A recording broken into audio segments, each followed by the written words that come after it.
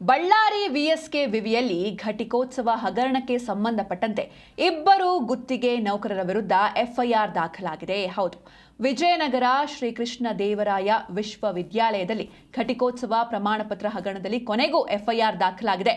ಪರೀಕ್ಷಾಂಗ ವಿಭಾಗದಲ್ಲಿ ಗುತ್ತಿಗೆ ನೌಕರರಾಗಿದ್ದ ಮಹಾಂತೇಶ್ ವೈ ಮತ್ತು ಹನುಮೇಶ್ ಸೂಡಿ ವಿರುದ್ಧ ಬಳ್ಳಾರಿ ಗ್ರಾಮೀಣ ಪೊಲೀಸ್ ಠಾಣೆಯಲ್ಲಿ ಪ್ರಕರಣ ದಾಖಲಾಗಿದೆ. ವಿವಿಯ ಮೌಲ್ಯಮಾಪನ ಕುಲಸಚಿವ ಪ್ರೊಫೆಸರ್ ಎಂಎನ್ ಸಾಲಿ ನೀಡಿದ ದೂರಿನ ಆಧಾರದ ಮೇಲೆ ಈ ಕ್ರಮ ಕೈಗೊಳ್ಳಲಾಗಿದೆ.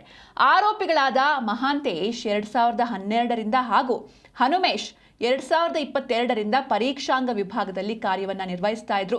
ಘಟಿಕೋತ್ಸವ ಸರ್ಟಿಫಿಕೇಟ್ ಪಡೆಯಲು ಬರುವ ವಿದ್ಯಾರ್ಥಿಗಳಿಂದ ಹಣ ಪಡೆದು ತಮ್ಮ ಖಾತೆಗೆ ಜಮಾ ಮಾಡಿಕೊಂಡಿದ್ದಾರೆ ಎಂಬ ಗಂಭೀರ ಆರೋಪ ಕೇಳಿ ಬಂದಿದೆ.